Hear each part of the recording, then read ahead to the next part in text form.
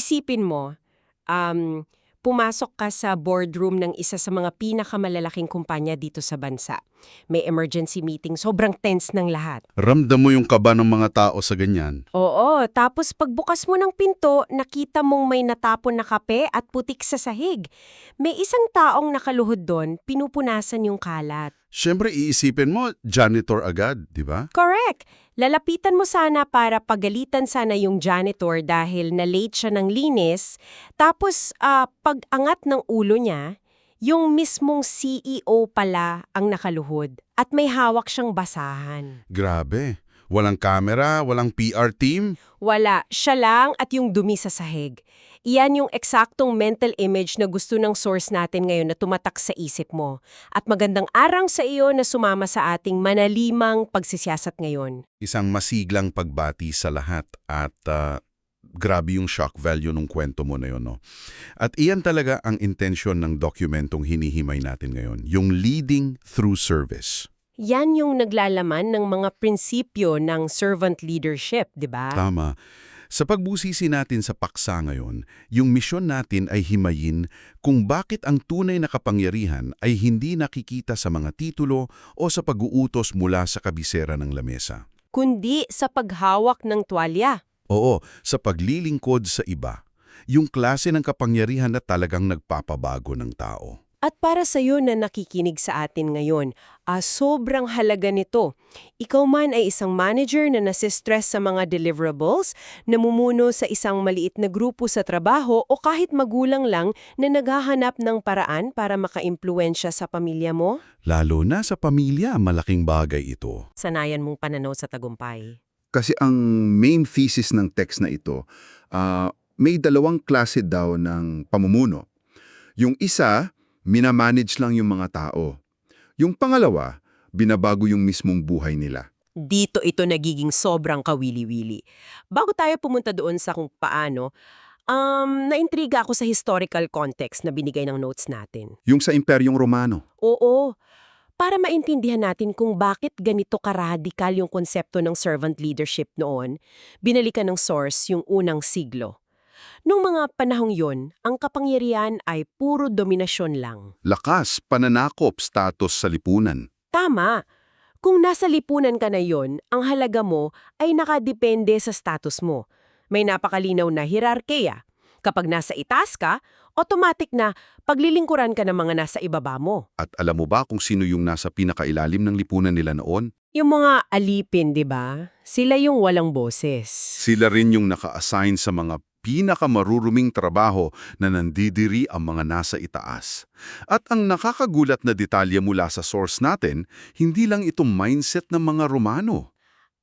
Nakuha rin ng mga alagad ni Jesus yung ganung kultura? Oo, kasi lumaki sila sa kultura na yun eh.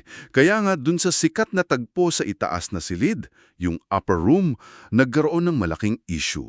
Yung nagtipon sila para maghapunan. Kasi noon, literal na maalikabok at maputik ang mga kalsada, tapos nakasandalyas lang sila. Kaya mandatory na may maghuhugas ng paa ng mga bisita pagpasok. Pero yung trabahong iyon ay strictly para sa pinakamababang alipin lang.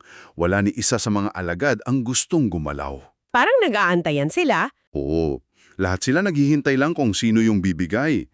Kasi nag-aagawan sila kung sino ang pinakamagaling sa inaasahan nilang kaharian. Kung huhugasan mo ang paa ng katabi mo, inaamin mo na ikaw yung pinakamababa. Suicide yun para sa pride nila. Tapos, nangyari na nga. Tumayo si Jesus, hinubad yung panlabas niyang damit, kumuha ng tuwalya at palanggana. Siya mismong lumuhod. Oo, siya mismo ang naghugas sa paa nila. Dito pumapasok yung analogy ko kanina tungkol sa CEO. Binaligtad niya yung buong konsepto ng kapangyarihan. Sa sandaling yon, naging alipin yung guru nila. At yun ang nagbigay kahulugan sa turo na ang sinumang gustong maging dakila ay dapat maging lingkod. Pero wait, hindi ba ito isa lamang metafora o simbolismo para magpakumbaba? Kasi aminin ko, medyo napaisip ako kung pwede ba talagang patakbuhin ng kumpanya gamit lang ang paghuhugas ng paa. Ang nakakabigahani dito ay nililinaw ng dokumento na hindi lang ito simpleng metapora. Isa itong living parable o buhay na talinghaga. Buhay na talinghaga? Oo, isa siyang theological na pahayag. Ang tunay na otoridad sa kaharian ng Diyos ay hindi ipinapakita sa pamamagitan ng dominasyon, kundi sa sakripisyo at pag-ibig. Okay, himayan natin ito. Kasi kapag naglilingkod ka palagi, paano natatapos ang mga gawain?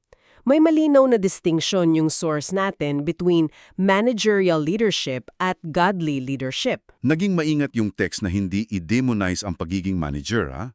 Nakatutok ang managerial leadership sa kahusayan, mga programa at sukatan ng performance. So, kailangan pa rin yun. Oo, kailangan yan para hindi magkagulo. Pero madalas, nagiging puro administratibo na lang ang pamumuno. Nag-oorganisa lang ng aktibidad, pero walang pag-unlad yung tao. Iniisip ko yung analohiya ng makina at hardin. Ang managerial leadership ay parang pagpapanatiling umandar ang mga makina. Pag may sirang pyesa, papalitan agad. Mabilis, efficient. Puro output ang tingin sa tao. Eksakto. Samantalang ang godly leadership para siyang pag-aalaga ng hardin.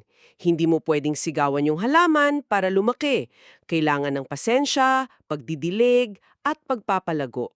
Kasi nga ang servant leadership ay nakatutok sa karakter sa pagbabagong anyo o transformation ng mga tao. Ang programa, nag-oorganisa lang ng ministeryo, pero yung servant leadership, yun yung nagbabago ng buhay. Pero paano ito i-apply ng tagapakinig natin kung nasa isang kumpanya siya na mahigpit na nakabantay sa kanyang mga KPIs at deadlines? Hindi naman niya pwedeng sabihin sa boss niya na nagpapalago pa siya ng halaman. Kung ikokonekta natin ito sa mas malaking larawan, hindi naman masama ang mga sistema at kahusayan. Dapat itong maging kasangkapan lang para sa pagpapalago ng tao. So tool lang siya. Tama. Ang tagumpay ay dapat sukatin hindi lang sa kung anong natapos, kundi sa kung sino ang natulungang umunlad sa proseso. Imbes na gamitin ang KPI pang parusa, gamitin itong guide para malaman kung saan nahihirapan ang tao mo. I see. So kung pinag-uusapan natin yung pagpapalago ng mga tao, yung susunod na hakbang dyan ay kung paano magtatanim ng mga bagong binhi. Dito papasok yung konsepto ng pagpaparami o multiplication sa pamamagitan ng mentoring. Yan ang lihim ng pangmatagalang impluensya. Ang ibahagi sa source na ang layunin ng pamumuno ay hindi ang mag-ipon ng mga tagasunod, kundi ang bumuo ng mga bagong pinuno. Ginamit dyan yung halimbawa ni Pablo at Timoteo, di ba? Oo, hindi lang basta nagbigay ng utos si Pablo. Hinubog niya ang karakter ni Timoteo sa pamamagitan ng pagtuturo, naging magandang halimbawa siya, nagbigay ng lakas ng loob, at kasama na rin yung pagwawasto o koreksyon. May binanggit din yung dokumento tungkol dun sa Act 6, yung pagpili sa mga diakono. Patunay daw yun na ang pagbibigay ng responsibilidad o yung delegation ay isang espiritual na hakbang. Hakbang para bigyang kapangyarihan ng iba. Pero teka, paano kung ang taong tinuturuan mo ay maging mas magaling o mas sikat pa kaysa sayo? Hindi ba nakakatakot yun para sa ego ng isang leader? Sa pananaw kasi ng mundo, ang tagumpay ng iba ay banta sa posisyon mo. Parang zero-sum game. Oo, parang mauubusan ka ng pwesto. Pero sa servant leadership, ang tagumpay ng iyong tinuturo ang iyong pinakamalaking gantimpala. Ang impluensya ay pinaparami, hindi ipinagdadamot. Wow, pinaparami, hindi ipinagdadamot. Pero ang bigat din yan, no? Ang ganitong uri ng pamumuno na naguubos ng oras at emosyon para sa iba ay may kaakibat na malaking sakripisyo. At kung hindi mag-iingat, may mga nakatagong panganib ang pagiging isang leader. Ayon sa text natin, ang pinakamataas na anyo ng kapangyarihan ay ang pag-ibig na nagsasakripisyo, na inilarawan ng sakripisyo sa krus. Nagkakahalaga ito ng oras at personal na ambisyon. Kaya ano ba talagang ibig sabihin nito para sa atin araw-araw? Kasi nilahad din sa dokumento yung tatlong panig sa pamumuno, di ba? Oo, yung pagmamalaki o pride, burnout, at ang pagkauhaw sa kontrol. Let's focus on burnout muna. Gusto kong i-relate ito sa modernong hustle culture natin ngayon, kung saan ang pahinga ay madalas itinuturing na katamaran. True. Feeling ng iba, dapat palaging busy. Kasi kung nagbibigay ka ng nagbibigay sa team mo, mauubos ka. Ididiin ko lang na ang pagpapahinga, ang pag-amin ng kahinaan o humility at ang pagkakaroon ng accountability partners ay hindi kahinaan. Estratehiya yan para sa mahabang panahong paglilingkod. Nagbigay nga ng magandang halimbawa yung sanggunian natin mula sa Biblia eh. Yung kay Jesus ulit. Oo, sa Mark 1.35, si Jesus ay laging lumalayo para manalangin na mag-isa. Ginagawa niya yon para maiwasan ang burnout at mapanatili ang koneksyon sa Diyos. Kahit na ang daming naghahanap sa kanya, kailangan niya ng boundaries. Tama. At yung pangatlong panganib naman, yung labis na pagkontrol, sumisira daw yon sa tiwala ng grupo. Yung micromanagement, yung tipong ako na lang gagawa nito para mabilis. Nagdudulot ito ng isang mahalagang tanong.